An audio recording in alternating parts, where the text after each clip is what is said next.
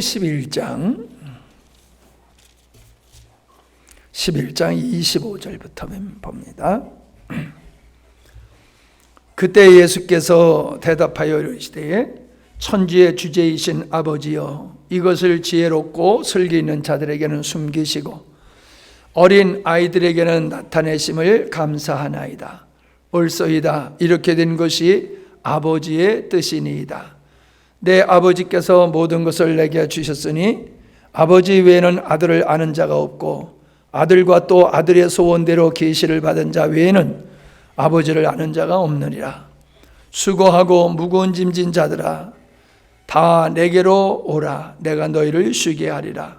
나는 마음이 온유하고 겸손하니 나의 멍에를 메고 내게 배우라. 그리하면 너의 마음이 쉼을 얻으리니 이는 내 멍에는 쉽고 내 짐은 가벼움이라 하시니라. 아멘. 마가복음 6장 1절부터 6절까지 우리 교독하십시다. 예수께서 거기를 떠나사 고향으로 가시니 제자들도 따르니라.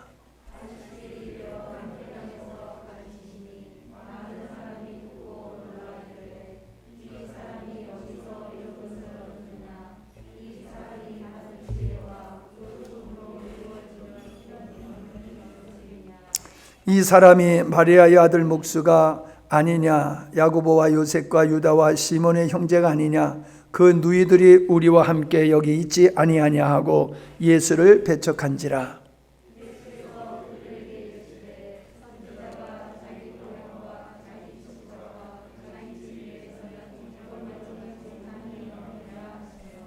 거기서는 아무 권능도 행하실 수 없어 다만 소수의 병자에게 안수하여 고치실 뿐이었고.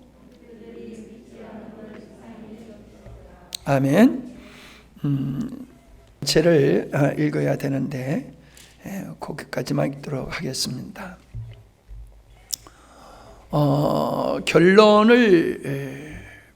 결론부터 얘기하면은 수고하고 무거운 짐자에게 쉼을 주시겠다라는 말씀인데, 수고하고 무거운 짐이다라고 했을 때 우리는 지금까지 우리가 인생을 살아가면서 힘들고 어려운 환경 속에서 겪게 되어지는 고난을 짐이라고 생각하고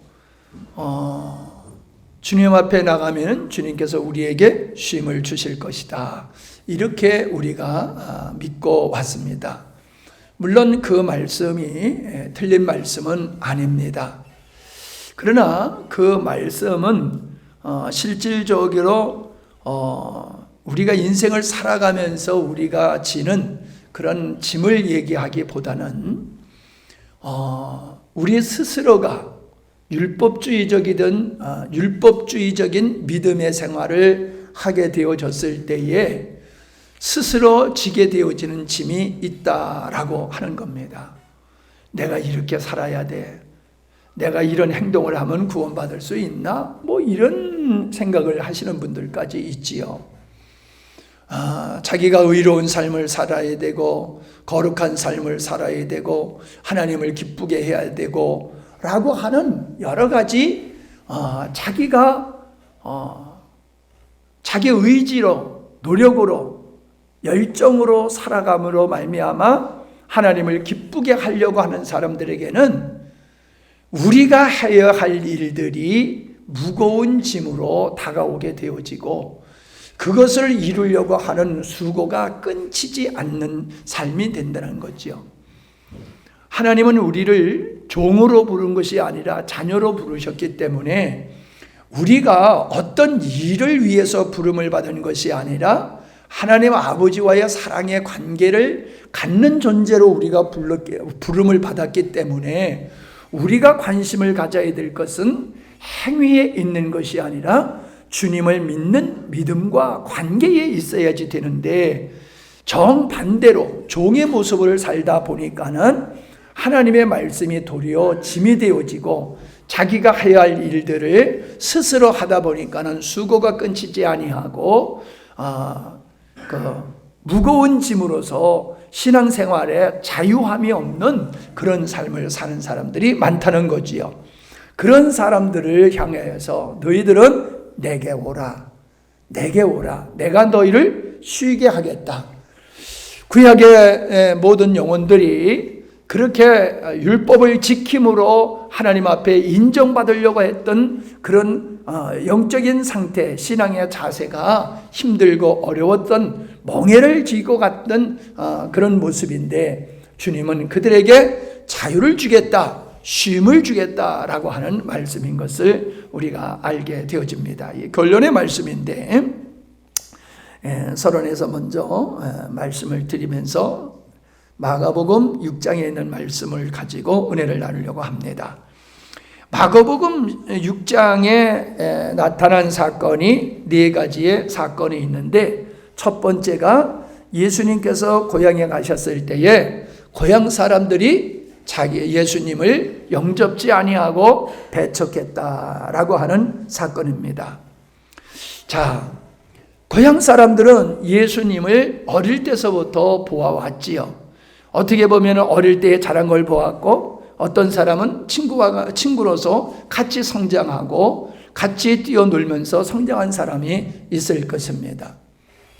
자, 그런데 예수님께서 성령의 세례를 받으시고 이제 공생애를 시작을 하셨을 때에, 여기 보니까 예수님의 지혜와 예수님의 손으로 이루어지는 권능을 그들이 보고 놀랬다는 거예요. 예수님의 말씀이 서기관들과 다르다. 예수님의 말씀에는 권세가 있었다라고 얘기하고 있잖아요. 예수님의 말씀이 하나님의 말씀이기 때문에 어떤 선지자들이 했던 말과는 차원이 다르지요. 선지자들은 하나님께 말씀을 받아서 전달하는 역할이었지만은, 바로 선지자들에게 말씀을 주셨던 그분이 육신이 되어셔서 이 땅에 와서 사람의 언어로서 말씀을 하실 때에 얼마나 그 말씀이 은혜가 있습니까? 우리가 복음서를 읽으면서 아무리 읽어도 그 말씀의 깊이를 다 헤아릴 수가 없잖아요. 그렇게 깊이 있고 영적인 말씀을 예수님이 하셨을 때에 사람들은 듣도 보도 못한 말씀을 예수님이 하시는 걸 보고 그들이 놀랐다는 겁니다. 야, 어떻게 이런 말씀을 전하는가? 이런 말씀이 어떻게 저 예수에게서 나오는가? 라고 사람들이 놀랐다는 거지요. 그러면서 예수님께서 이제 기사와 표적을 행하시고 권능을 행하시고 이러는 걸 보면서 그냥 우리 동네에 자라났던 그냥 아이, 이제는 목수, 그냥 그렇게 자연인 예수로만 알았었는데 그가 하는 일들이 범상치 않았다는 거지요. 자, 그렇다라고 하면은 사람들이 예수님께 관심을 가져야 되지 않겠습니까? 도대체 이분이 누구길래, 이 사람이 누구길래 이런 말씀을 전하고 능력을 행하는가 하고 관심을 가져야 되는데, 도리어 여기 보니까는 예수님을 영접하고 호의적이기보다는 예수님을 배척했다라는 것으로 나타남을 보게 되어집니다.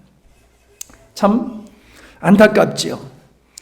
자, 우리는 이들이 왜 예수님을 배척했는가라고 하는 것을 관심 있게 보아야 됩니다. 그것은 3절의 말씀이에요. 이미 말씀을 드렸습니다마는 이 사람이 마리아의 아들 목수가 아니냐, 목수인 예수를만 보는 거예요.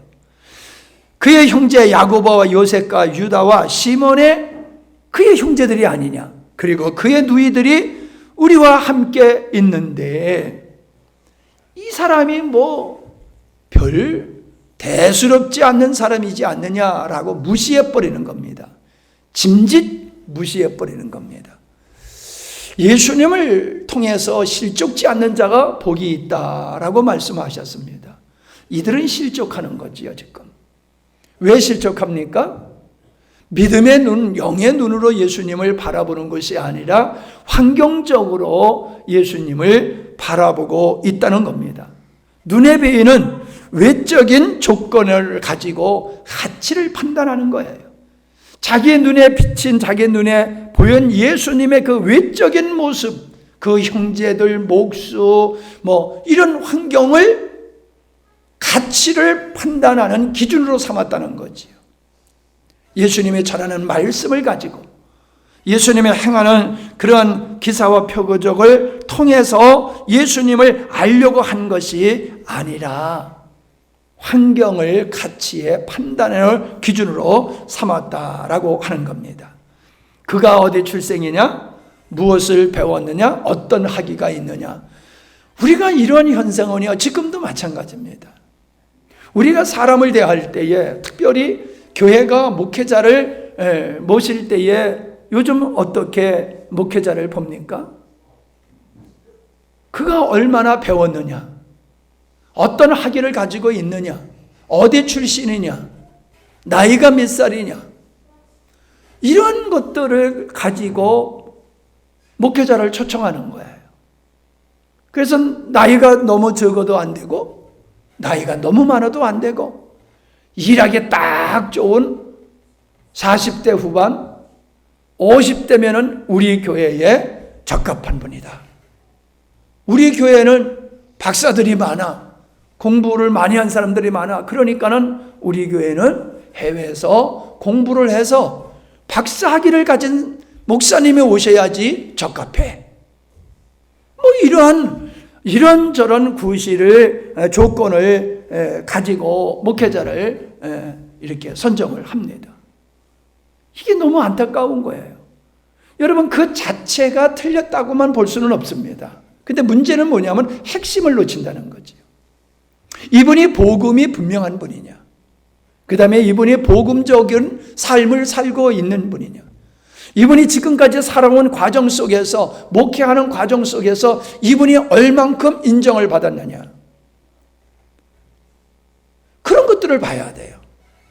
우리 동생이 나가는 교회가 부평에 꽤 큰 교회인데 그 교회에서 교육자를 모신 그 얘기를 잠깐 하더라고요. 근데 어떤 분이냐 하면은 그 교회에서 부교육자 하던 분이 동탄에 가가지고 개척을 하면서 목회를 성실하게 한 그냥 평범한 목회자예요. 그분을 후임자로 모셔온 거예요. 여러 가지 조건을 내세울 만한 그런 아주 대형 교회임에도 불구하고 그런 걸 보지 아니하고 그분을 겪었기 때문에 그분의 인격을 아는 거예요. 그분의 성품을 아는 거예요. 그분의 영성을 아는 거예요. 지금 개척을 해가지고 교회를 세워나가는, 교회를 돌보는 그 모습을 통해서 이미 그가 목회를 얼마나 성실하게 하는 사람이냐라고 하는 걸 아는 거예요. 그의 영성을 인정한 거예요. 그러니까 다른 조건 보지 아니하고 그분을 청빙을 해서 후임자로 삼았다라고 이야기를 하더라고요. 또 우리 다른 동생이 나가는 교회는요, 정반대예요. 그 교회도 꽤 큰 교회예요. 근데 왜 앞에 얘기한 것과 같은 그런 조건의 목회자를 청빙을 했어요. 그래가지고 이분이 희한찬란하게 해가지고 이걸 하는데 내가 봤을 때는 이건 아니에요. 아니다라고 하는 생각을 지울 수가 없어요. 내가 잘못 봤구나라고 세월이 지나가면은 그런 내가 잘못 봤으면 잘못 봤다라고 하는 것이 느껴질 텐데 가면 갈수록 아닌데 그런 생각을 지울 수가 없어요. 바로 이 예수님이 사시던 동네의 사람들이 예수님을 영으로 본 것이 아니라 육체적으로 봄으로 말미암아 실족하게 되었다라고 하는 거지요. 지금도 마찬가지라는 거예요.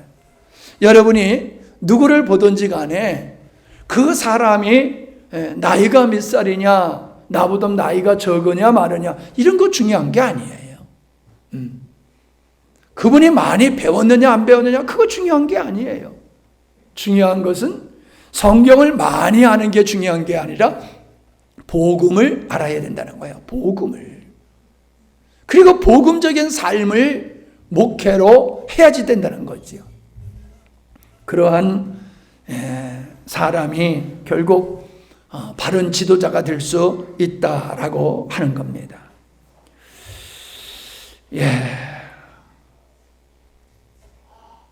예수님께서 그러한 마을에서는 여러 가지 능력을 행하시지를 않았다라고 하는 거죠.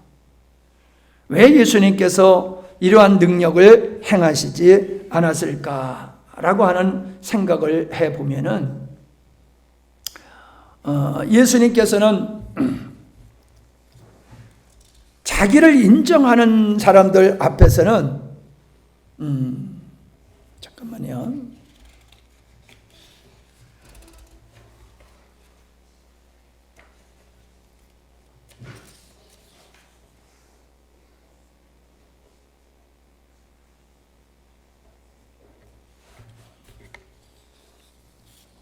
내가 여기다 옮기질 않았는데 마태복음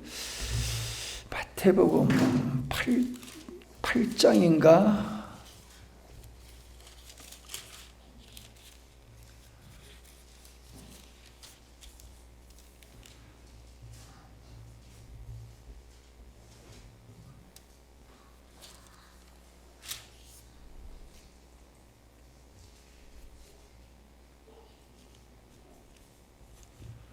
내가 다른 성경을 가지고 보니까는 얼른 찾지를 못하는데,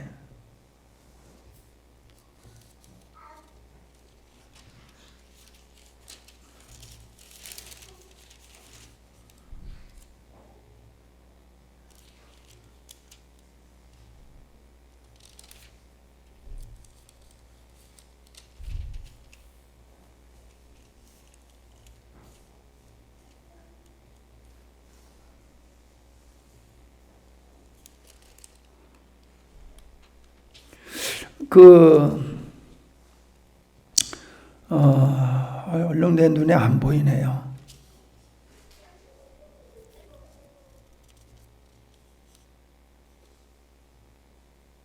그 말씀이 그거거든요. 예수님께서 기사와 표적을 행하는 것은 이사야 선지자가 예언하신 메시아가 와서 그런 그 치유의 역사를 하실 것에 대한 말씀을 예수님이 하셨어요. 내가 이렇게 치유를 하는 것은 이사야 선지자가 이렇게 말한 것을 이루려 함이다 라는 말씀을 하셨거든요. 근데 그 이사야 선지자가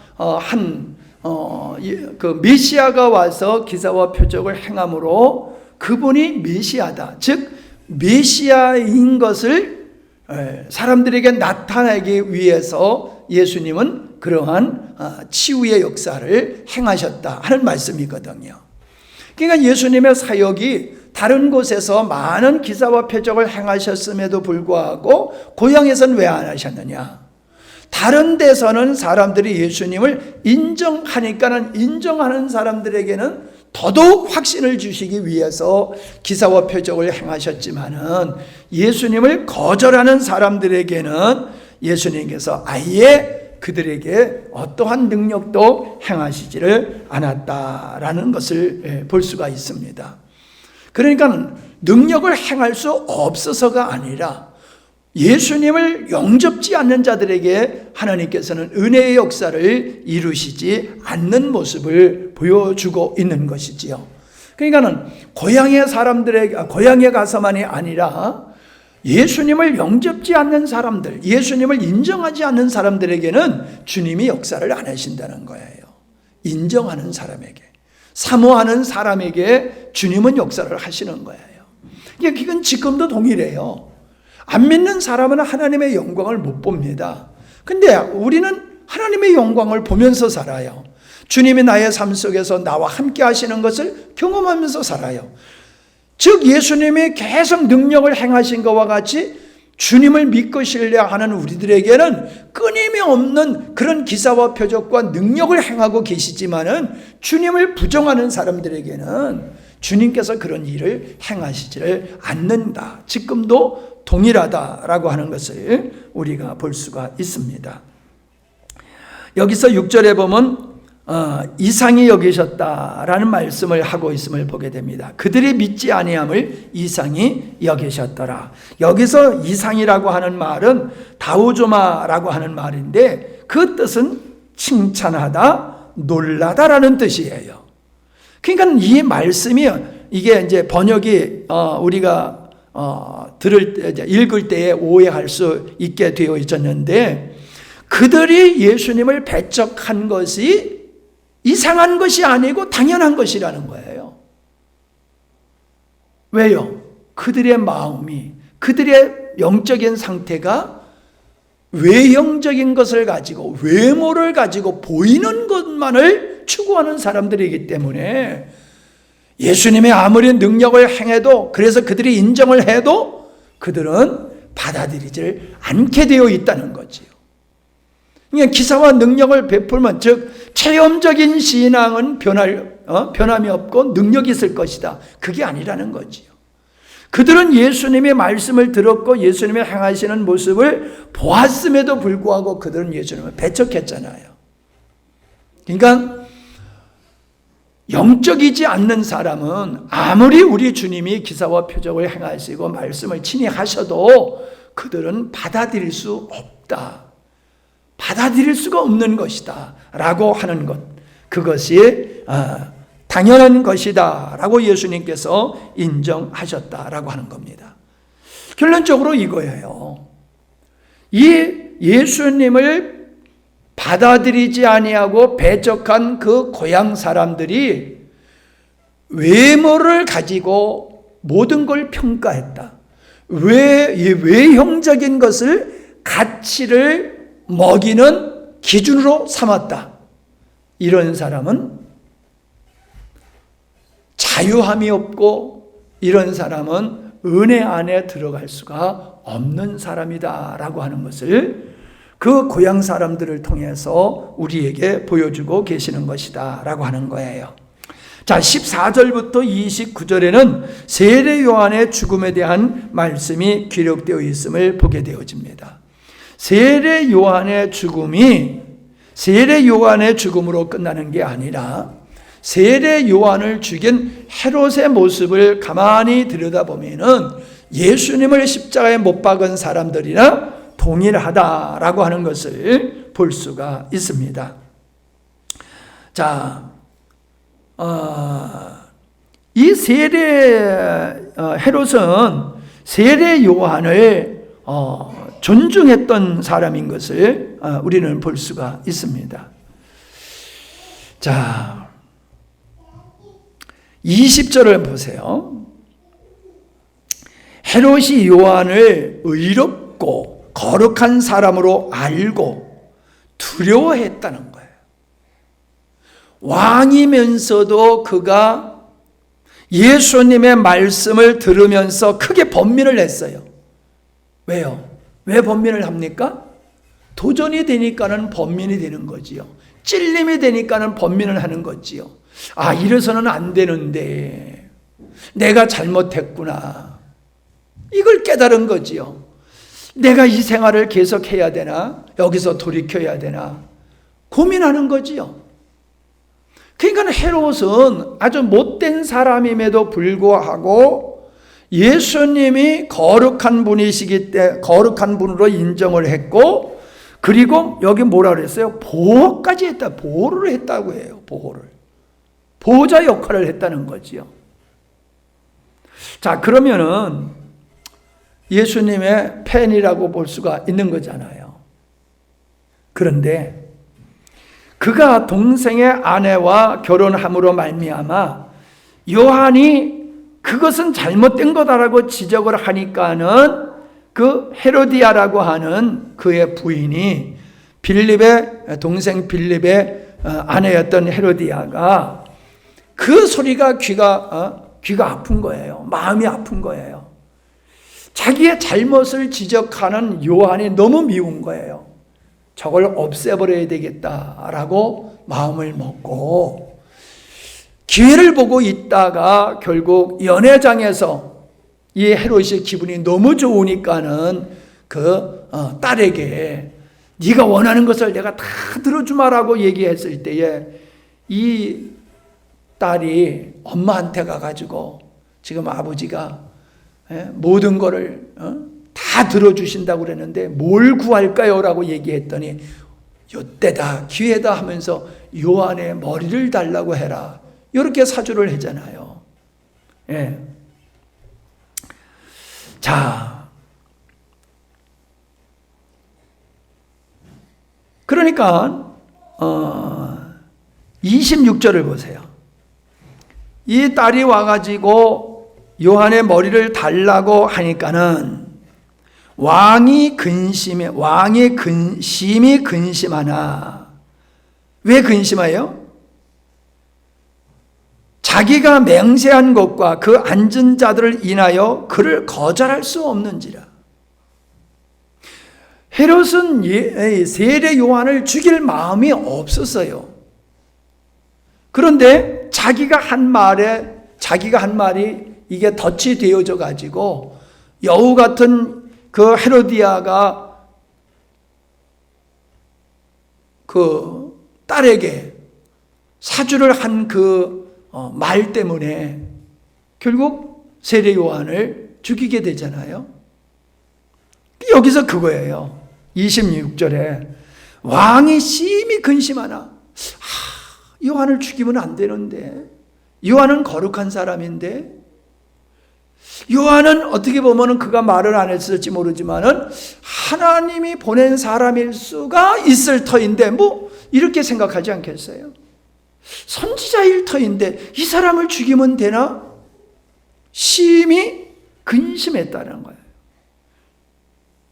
자, 예수님을 심판했던 빌라도가 예수님이 죄가 없음은 알았잖아요. 죽여서는 안 된다는 걸 알고 있었잖아요. 그런데도 예수님을 죽였잖아요. 왜요? 밀란이 일어날까 봐 예수님을 죽는 자리에 내놨잖아요. 동일해요. 빌라도와 같이 이 헤롯도 이 세례 요한을 죽여서는 안 된다는 걸 알면서도 자기가 맹세를 한 것과 앉은 사람들 앞에서 공개적으로 네가 나라 반이라도 달래면 내가 주겠다라고, 무엇이든 죽으면 다 주겠다라고 약속을 했는데 이걸 어기게 되면 체면이 말이 아니잖아요. 그러니까 자기 체면을 살리려고, 내가 맹세했으니까 이건 지켜야 돼라고 하는 자존심을 살리기 위해서 그는 죽여서는 안 되는 걸 뻔히 알면서도 세례 요한을 죽였다라고 하는 거예요. 여러분,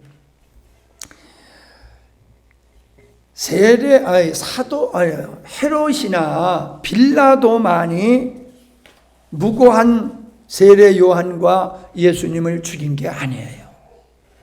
오늘도 우리는 아닌 것을 알면서도 내가 선언했기 때문에, 내가 맹세했기 때문에, 내 체면 때문에 아닌 것을 알면서도 행하는 일들이 많잖아요.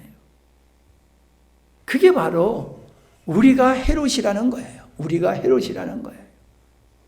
우리는 헤롯과 같이 요한과 같은 누구를 죽이지는 않았지만은 그가 가지고 있었던 그 마음은 우리에게도 동일하게 있다는 거예요. 체면 때문에, 체면 지키기 위해서, 사람들에게 인정받기 위해서, 그래서 한 잔씩 홀짝홀짝하고 분위기 맞춰주려고 같이 어울리고 놀고 그러는 거잖아요. 이러한 인간적으로 자기를 높이려고 하는, 사람들에게 자기가 인정받으려고 하는 이런 마음이 하나님 앞에서 원수라는 거예요. 그런 마음이 사람을 죽이는 것과 같다는 것이죠. 우리는 직접적으로 사람은 죽이지 않았지만은 가인이 동생을 미워하는 마음이 결국은 동생을 죽이게 된 것 같이 우리의 마음속에 체면을 따라서 주님을 따라 사는 게 아니라 자기의 체면을 지키기 위해서 살아가게 된다는 것은 자기를 사랑하고 자기를 위하는 삶이지요. 주님을 높이는 게 아니라, 의를 이루는 것이 아니라 자기를 높이는 거지요. 자기가 사람들에게 인정받으려고 하는 거지요. 이런 마음은 결국 요한을 죽이는 것과 같은 살인하는 가와 같은 죄다, 악함이다 라고 하는 것을 우리에게 보여주고 있는 것입니다. 그 다음에 말씀이 뭐냐면 오병이어의 역사의 말씀이 나오는 것을 보게 됩니다. 많은 사람들이 운집해서 예수님의 말씀을 들었지 않습니까? 자, 때가 지나니까는 이제 먹어야 될 문제를 해결해야 되는 거지요. 그러니까 제자들이 예수님께 뭐라고 했냐면은 먹을 것을 그들에게 가서 마을로 들어가서 먹을 것을 사 먹고 오게 하라. 오게 해야 되지 않겠느냐라고 건의를 하니까 예수님께서 그러면 너희들이 먹을 것을 주라라고 말씀을 하시는 거예요. 자, 먹을 것을 너희가 주라. 그러니까는 이 제자들이 어린아이가 가지고 있었던 보리떡 5개, 물고기 2마리를 갖다 예수님께 드리면서 그 앞에 너희가 주라라고 하니까 200데나리온의 돈이 있어야지만을 이들이 먹일 수 있는데 우리가 그런 돈이 어디 있습니까? 그러면서 결국은 보리떡 5개, 물고기 2마리를 예수님에게 갖다 드리면서 이것밖에 없는데 이것 가지고 뭐 어떻게 되겠습니까? 뭘 기대하고 갖다 예수님께 드린 게 아니지요. 그냥 갖다 너희들이 먹이라, 너희들이 그들 먹을 것을 주라라고 하니까는 아니 예수님 우리가 가지고 있는 거 이것밖에 없는데 뭘 어쩌라는 겁니까? 이런 거지요.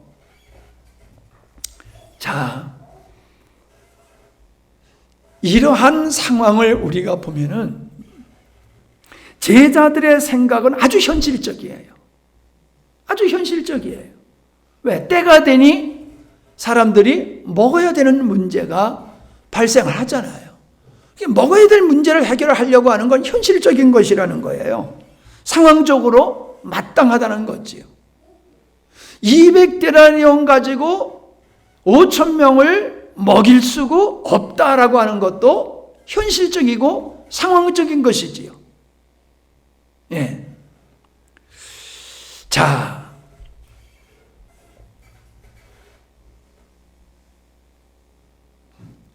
이러한 현실적으로 상황적으로 불가능한 상황 속에서 예수님께서는 바로 그 보리떡 5개, 물고기 2마리로 그들을 먹이고도 12강줄이가 남게 되는 역사를 예수님께서 행하셨다는 거지요.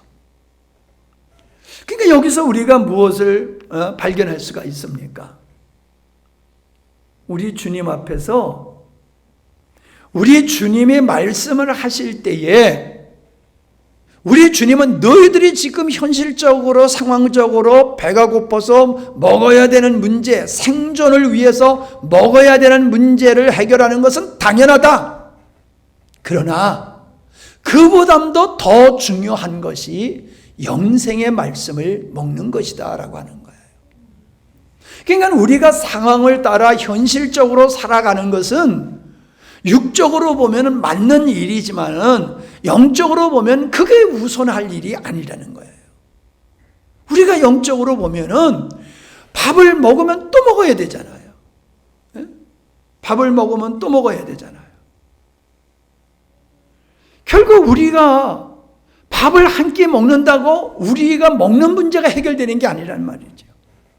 근데 하나님의 말씀, 생명이신 하나님의 말씀을 먹게 되어지면은 영원히 배고프지 아니하고 영원히 목마르지 아니하는 이러한 은혜를 입는다는 거예요. 영적으로 여러분 우리가 배가 부르고 영적으로 우리가 기가람이 없을 때에 우리는 열심히 살아갈 수 있는 거예요. 능력 있게 살 수 있는 거예요. 아무리 많이 먹고 많이 마신다 할지라도 영원히 궁핍하면은 그러면은 능력 있는 삶을 살 수가 없는 거예요. 그러니까 우리들은 언제나 현실적인 상황보다 문제보다도 하나님이 주시는 말씀에 대한 말씀이신 주님에 대한 관심이 우리의 최고의 관심, 우선 가져야 할 관심사다라고 하는 것이죠. 예수님께서는 이러한 오병이어의 역사를 통해서 시청각적인 교제를 삼아서 예수님 자신이 광야에서 만나와 같은 분이다, 광야의 반석이 터져서 물이 나와서 이스라엘 백성들을 마시게 했던 것과 같이 나는 그러한 떡이고 생수된 사람이다. 너희들이 먹고도 남지 않느냐? 나를 먹고 마시면은 너희들의 삶이 그렇게 넘치는 삶이 될 것이다. 너희들의 삶이 그렇게 풍성한 기가람이 없는 넘치는 삶이 될 것이다 라는 것을 상징적으로 보여주시는 거예요. 딱 먹고 딱 나눠주니까 그냥 딱 떨어지게 할 수도 있잖아요. 그죠? 예수님께서 능력으로 먹이시는 거니까 그냥 그들이 더 이상 못 먹겠어요 할 때까지 딱 먹고 나니까는 빵이 딱 떨어졌어. 그렇게 할 수도 있잖아요. 근데 아주 넘쳐버렸단 말이에요. 넘쳐나 버렸단 말이에요. 왜 넘치도록 하셨을까? 나중에 그거 가지고 또 음식 모자랄 때에 나중에 먹으라고 그렇게 덤으로 더 만드신 걸까요? 나를 먹고 마시는 자는 이처럼 기가람이 없고 풍성한 삶을 살 수 있는 거다. 너희들이 현실적으로 먹고 마실 문제를 쫓아가고 있느냐? 그거 먹고 마셔봐라. 우물가의 여인과 같이 이 물을 먹으면은 또 먹고 또 마시고 그러고 싶지만은 생명의 떡인 나를 너희들이 먹게 되어지면 영원히 목마르지 아니하고 줄이지 않은 풍성한 삶을 살 수 있을 것이다 라고 하는 것을 보여주시고 있는 거다라고 하는 겁니다.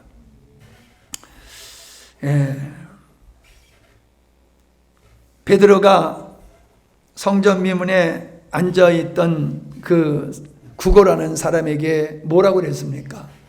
내게는 은과 금은 없지만은 나사렛 예수의 이름으로 일어나 걸어라. 그게 뭐예요? 이 상황과 비교해 보면은 아주 흡사하잖아요. 그 안전뱅이에게 베드로가 자비를 베풀었다고 한들 그의 구걸하는 인생에 변화가 있겠습니까? 여전히 또 구걸해야 되고 또 구걸할 수밖에 없잖아요. 진짜 그에게 필요한 게 뭡니까? 치유잖아요, 치유. 근데 그냥 치유라고 하지 않고 내게 있는 것을 내게 주노니 라고 했단 말이에요. 내게 준다. 네가 얻어야 될 게 있어. 네가 먹어야 될 게 있어. 네가 먹어야 될 것은 은과 금이 아니야. 예수를 먹어. 네가 예수를 먹으면 내 인생이 바꿔질 수 있어. 그 뜻으로 베드로는 그렇게 말씀을 한 것이지요. 자, 네 번째 사건은 45절부터 이제 보게 되어지면은 무리를 걸어가게 되어지는 그 베드로의 사건이 거기 기록되어 있음을 보게 되어집니다. 예수님께서 제자들을 먼저 벳세다로 가게 하셨지요. 그리고 당신은 무태 남아서 하나님과의 기도하시는 모습을 보게 됩니다. 그런데 제자들이 먼저 그 벳세다로 갈 때에 풍랑이 일어나게 되는 거예요. 그 갈릴리 호수는 그 지형적으로 갑자기 돌풍이 부는 그런 현상이 자주 있는 곳이라고 그래요. 우리가 그 빌딩과 빌딩 사이에 바람이 이렇게 굉장히 많이 불듯이 그 지역적으로 그렇게 돌풍이 잘 일어나는 곳인데 갑자기 돌풍이 일어나서 그들이 거반 죽게 되었지요. 그때 예수님이 그들의 곁을 지나가시는 거예요. 다가오시는 거지요. 그런데 예수님을 보고서 사람들이 유령이다, 우리말로 하면 귀신이다 라고 하는 거지요. 여러분, 그 당연하잖아요. 뭐 풍랑 속에서 예수님의 모습이 뭐 뚜렷하게 보일 수 있었겠습니까? 지금 죽느냐 사느냐 하는 판국에 혼비백산하여 있는 상태에서 뭐가 제대로 보이겠어요? 정신이 다 혼이 나간 상태에서 어떤 사람이 물 위로 걸어오니까는 저건 사람이 아니야. 저건 틀림없는 귀신일 거야.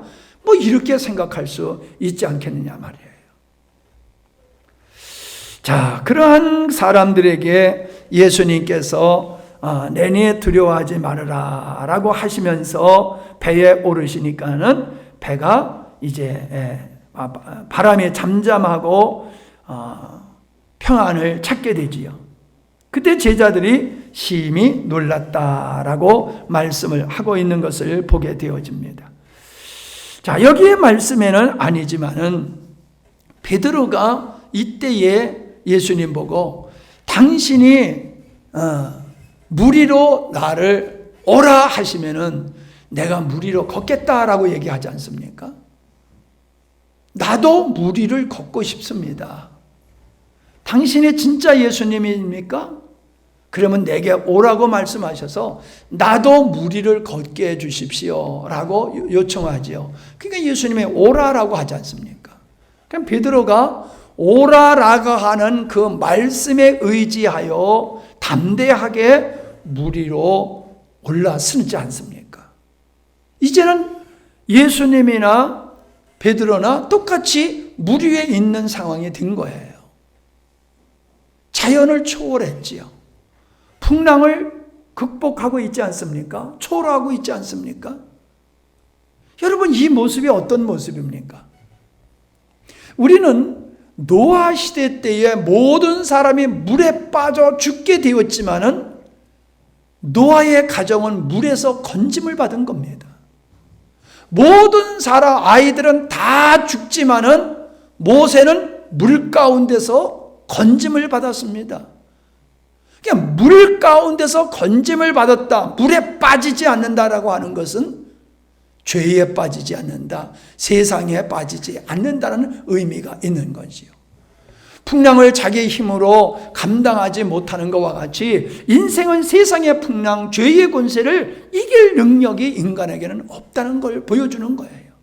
근데 예수님이 오시니까는 그 풍랑이 잠잠하게 되어지는 거, 주님 모신 자가 바로 세상을 이길 수 있는 것임을 보여주는 거예요. 상징적으로. 너희들의 힘으로는 안 돼. 내가 너희들 가운데 있으면은 평안을 얻을 수 있어. 그 예수님이 제자들에게 오셔서 뭐라고 그랬어요? 평안할지어다 라고 말씀하셨잖아요. 여러분, 주님이 주시는 평안만이 우리에게 영원히 목마르지 않는 생수와 같은 참된 평안이라는 거지요. 사람을 통해서 얻는 평안, 돈이, 권세가 이런 것으로 우리가 안위를 얻고 평안을 얻는다고 하는 것은 어리석기 짝이 없는 거지요. 인생을 살다 보면요, 권세로도 안 되고 돈으로도 안 되고 어떤 것으로도 해결할 수 없는 문제들이 있음을 발견하게 됩니다. 그런 일을 막다뜨리기 전에는 사람들은 다 편안할 수 있고 내가 다 뭔가 할 수 있는 줄로 착각을 하고 살아요. 근데 그런 일을 딱 경험하게 되면은, 인간의 지식이 무슨 소용이 있는가? 돈이 무슨 소용이 있는가? 권세가 무슨 소용이 있는가? 인간이 가지고 있는 것은 아무짝에도 쓸 수 없는 거로구나 라고 하는 걸 깨닫게 되는 거지요. 결국 풍랑을 통해서 그거를 깨닫는 거예요. 제자들이 그걸 깨닫는 거예요.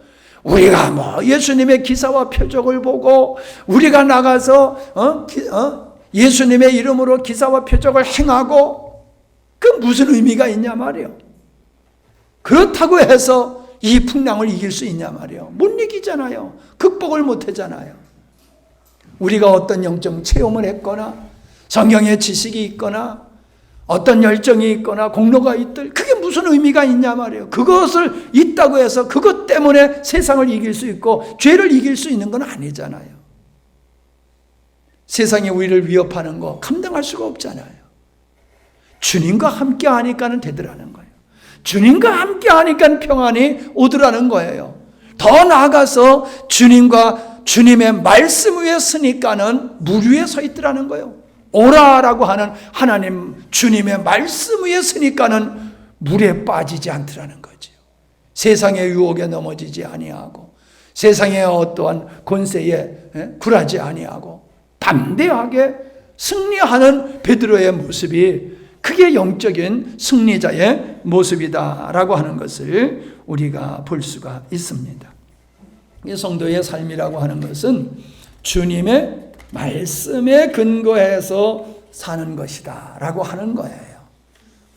아까 찬양과 같이 말씀 위에 사는 거예요. 말씀이에요. 뭐 어떠한 체험, 어떤 현상, 그런 것을 의지하고 그런 것에 근거해서 믿음의 생활하는 것은 건강한 믿음의 생활이 아니다라고 하는 것을 우리가 알아야 되는데, 자, 베드로가 멋지게 물 위에서 있다가 빠지지요. 빠져요. 왜 빠집니까? 풍랑을 봤다고 그랬잖아요. 예수님의 말씀 위에 섰을 때에는, 그의 인생에 예수님의 말씀 위에 섰을 때에는 세상에 빠지질 않는데, 말씀에 서다가 그의 눈을 돌려서 풍랑을 바라보게 되니까는 그 믿음이 온데간데 없어져 버리니까 물에 빠지는 거예요. 세상에 빠지는 거예요. 여러분, 세상이 권세가 커서 그 권세 앞에 우리가 넘어지고 빠지는 게 아니에요.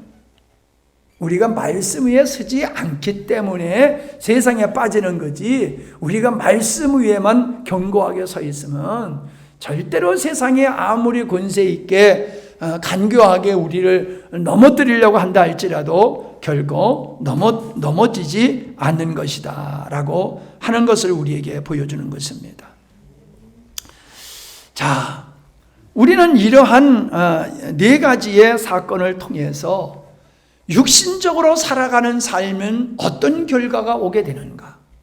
결국 승리는 영적인 주님과의 관계요, 주님의 말씀을 신뢰하고 순종하는, 주님을 쫓는 삶만이 승리하는 삶이 될 수 있다라고 하는 것을 이 사례를 통해서 우리는 경험하고 있는 것이다라고 하는 거예요.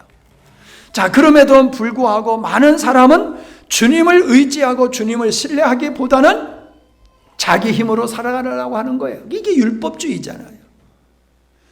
현실적으로 이게 맞아, 상황적으로 이거는 안 돼.